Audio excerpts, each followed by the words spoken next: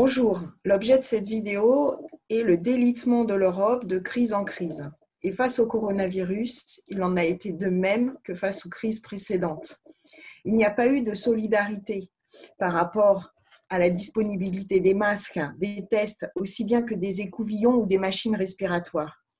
Les pays européens se sont même arrachés les masques. Il n'y a pas eu non plus de décision commune sur les restrictions de circulation, les frontières, le confinement strict ou non, l'ouverture ou non des écoles. Chaque pays a pris ses mesures en fonction de ses propres impératifs et du rapport de force qui lui permet d'imposer ses choix. L'Europe n'est qu'un regroupement de pays en concurrence et sous la domination des pays les plus riches. Cela a été constaté face à la crise de 2008, face à la crise de l'euro qui a suivi et à celle provoquée par les attentats terroristes ou à celle des migrants en 2015. L'égoïsme des États et le retour des frontières ont mis en péril deux bases de l'Union européenne, l'espace de Schengen et le marché unique. Ainsi, le 9 mars 2020, la Pologne a instauré des contrôles sanitaires à sa frontière avec l'Allemagne et la République tchèque. 2 jours plus tard, l'Autriche et la Slovénie réduisaient au strict minimum les entrées de personnes en provenance d'Italie. Le 12 mars, la République tchèque interdisait l'entrée de son territoire aux ressortissants de 15 pays et la Slovaquie fermait totalement ses frontières à tout ressortissant étranger, à l'exception des Polonais. Le lundi 16 mars, l'Allemagne a institué des contrôles aux frontières avec ses voisins sans pour autant interdire l'entrée des travailleurs frontaliers dont manifestement elle ne pouvait plus se passer. Le 17 mars, les frontières extérieures de l'espace de Schengen ont été fermées jusqu'au 15 mai. Mais le virus se moque de la fermeture des frontières, d'autant qu'entre les décisions prises et la réalité sur le terrain, il y a une sacrée différence. Ainsi, la crainte de la fermeture des frontières a poussé des centaines de milliers de travailleurs saisonniers ou détachés à rentrer au plus vite et donc à essayer de passer au travers des mesures de quarantaine ou du confinement là où ils étaient. Le confinement strict, décidé en particulier par l'Italie, la France et l'Espagne, a limité l'horizon de chacun à quelques kilomètres carrés, comme autant de frontières qu'il fallait franchir avec une attestation. Le tracé des frontières nationales est issu d'une longue histoire, mais face à la pandémie, que représente-t-il ? Les porteurs de virus français de Mulhouse étaient bien plus contagieux que les habitants de la toute proche Suisse ou Allemagne, pas encore infectés. Et qu'en est-il des migrants ? Avec la pandémie, ils ont été confinés dans les camps en Grèce où ils sont bloqués. Le ministère des Migrations grec a décidé d'y interdire les visites extérieures. 40 000 personnes sont ainsi entassées sans la moindre assistance et dans des conditions indignes. Alors qu'ils soient pro ou anti-Europe, les politiciens européens sont pour la bourgeoisie. L'extrême droite et certains courants de gauche, comme celui de la France insoumise, fustigent depuis des années l'Union européenne responsable de tous les maux. Les règles, soi-disant indépassables, rendraient impossible une politique nationale favorable à ses ressortissants. Mais les différents gouvernements de l'Europe savent s'affranchir des règles qui se sont eux-mêmes données, que ce soit à propos des frontières, des migrants ou encore sur le terrain économique en fonction de l'intérêt de la bourgeoisie. Les pro-Europe ont laissé la Grèce et l'Italie faire face à l'afflux de plusieurs millions de réfugiés. Les règles de Maastricht, tant décriées, ne sont appliquées par les États européens de la zone euro que quand ils servent les intérêts de la bourgeoisie nationale. Les partis pour ou contre le Brexit se sont opposés pendant 4 ans, mais sortir de l'Europe s'avère un problème inextricable. En quoi la sortie de l'Europe sera-t-elle favorable à la population ouvrière anglaise ? En fait, l'impossibilité de définir une politique commune est une tare originelle de l'Europe. La bourgeoisie européenne a fini par se lancer dans la construction de l'Europe après la Seconde Guerre mondiale. Au départ, et cela est significatif, c'est l'impérialisme américain qui a poussé au premier pas de la collaboration européenne, une collaboration économique dans l'intérêt bien compris de la bourgeoisie américaine. Les États-Unis, grands vainqueurs de la Seconde Guerre mondiale, ont ouvert un plan équivalent à 130 milliards de dollars actuels, le plan Marshall, pour remettre l'économie européenne en fonctionnement à la condition que des produits américains soient achetés et que les pays européens collaborent. Dans un contexte de guerre froide, il y a eu l'Europe de l'acier et du charbon, puis celle de l'énergie atomique, avec une Europe des 6, puis des 12, etc. Cette collaboration a commencé par des secteurs réclamant des capitaux qu'aucun pays ne pouvait apporter.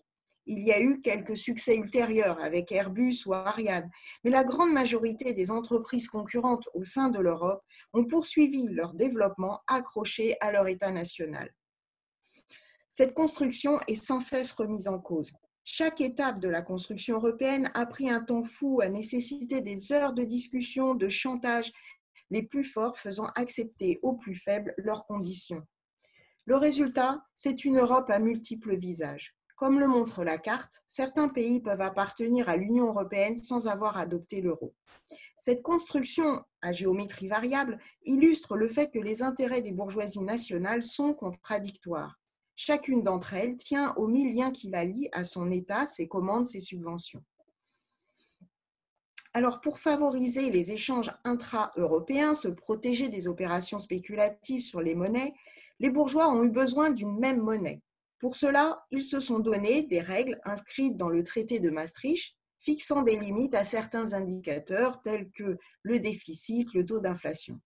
Mais 10 ans plus tard, tous les États européens se sont endettés pour renflouer leurs banques respectives, lancer des plans de relance après la crise de 2008.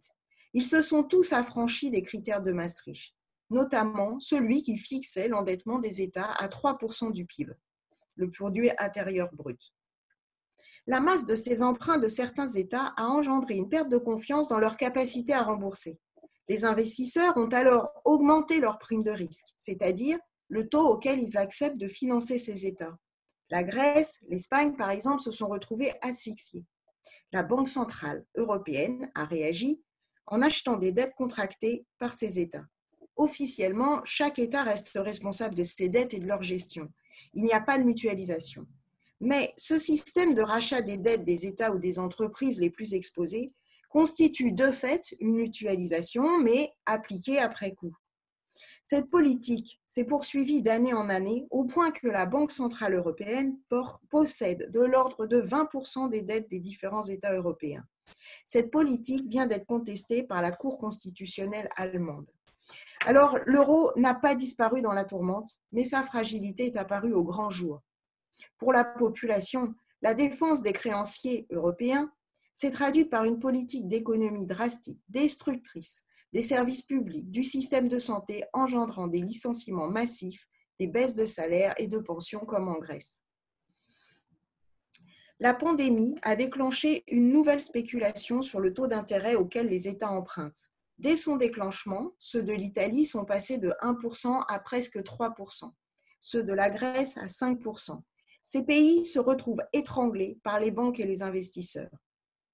Cette fois-ci, pour calmer les marchés, la Banque centrale européenne est intervenue tout de suite, en quelques jours, par un plan de rachat des dettes contractées par les États européens et les entreprises de 750 milliards d'euros, garantissant ainsi leur remboursement, quelle que soit la situation de chaque pays.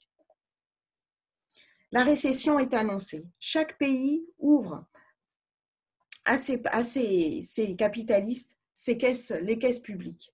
Le plus riche, l'Allemagne a annoncé un plan de 1100 milliards, la France de 345 milliards, et chaque pays en a fait autant à la mesure de sa taille et de ses moyens. L'Union européenne se propose de créer un fonds de relance de 1000 milliards, voire plus. Les discussions se poursuivent sur les sommes. Le mécanisme européen de stabilité a décidé, lui, d'ouvrir des prêts jusqu'à 240 milliards d'euros. Dernièrement, Macron et Merkel ont proposé un plan de relance de 500 milliards destiné aux États les plus touchés par le coronavirus.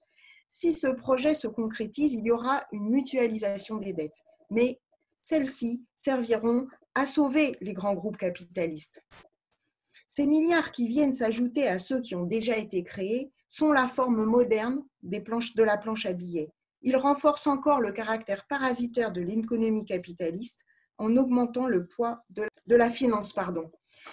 Ces différents plans donnent lieu à des affrontements sur les conditions auxquelles ces prêts seront accordés, sur la contribution des États membres et sur leur répartition entre les États.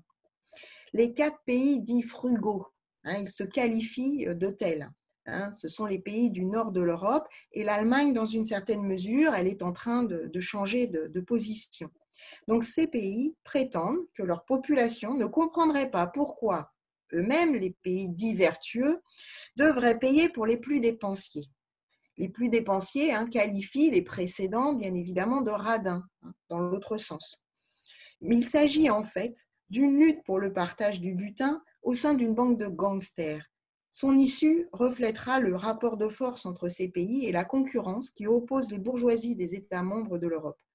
Mais elle sera, dans tous les cas, durement payée par les populations de chaque pays. La construction d'une Europe unifiée politiquement et économiquement est une utopie tant que la société reste basée sur la propriété privée et la concurrence. Ces deux piliers du système capitaliste sont contradictoires avec la collaboration nécessaire pour construire une Europe sans frontières. La bourgeoisie dépend de son État et vice-versa. Alors, comme l'a écrit Trotsky en parlant de l'Europe, je le cite, « Une union source de développement et de culture ne peut être réalisée que par le prolétariat combattant le protectionnisme impérialiste et son instrument, le militarisme. » Ce combat est toujours d'actualité.